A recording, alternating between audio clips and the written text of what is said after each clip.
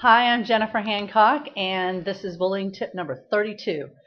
Different types of bullying require different strategies, so plan your response in advance.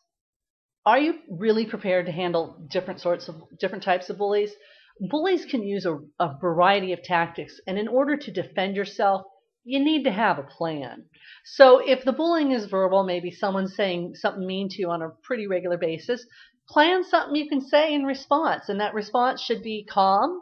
It should be matter of fact, kind of a bored tone of voice.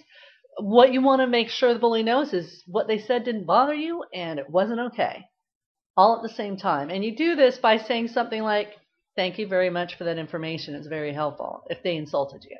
And you make eye contact with them so they know you're not afraid, and you just repeat as necessary. There's no reason to argue with a bully. There's no reason to defend yourself from a bully. All you have to say is your go-to phrase, and you're done. Now, if someone's threatening you, you would respond to that differently. What I tell my son is if someone threatens him, he should say, "If you do that, I will report you."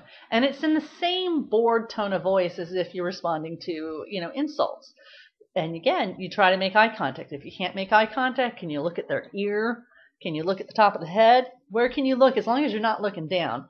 Again, calm, cool, collected. And now if they go ahead and they do that thing that you threatened to report them for, yeah, you need to report them. Again, this is not something you're arguing about. You're not going to turn this into a conflict, because if it's a conflict, the bully ends up winning. So you're going to leave it, let them behave poorly, and you're just going to let them know it's not okay.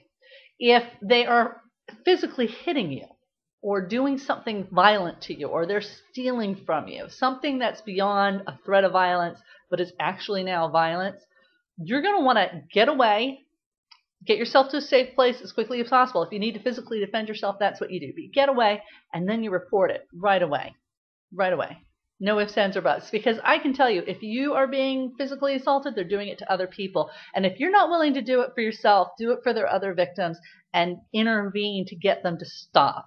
One of the things that victims of sexual abuse often say as they get older, like if they were molested as they were kids, they really regret not having said anything at the time, because they know their abuser went on to abuse other people, that they weren't the only one. So if you're not willing to report the abuse for yourself, report it to protect the other people. All right, this is bullying tip number 32. There's different types of bullying, and each of these different types of bullying requires a different strategy.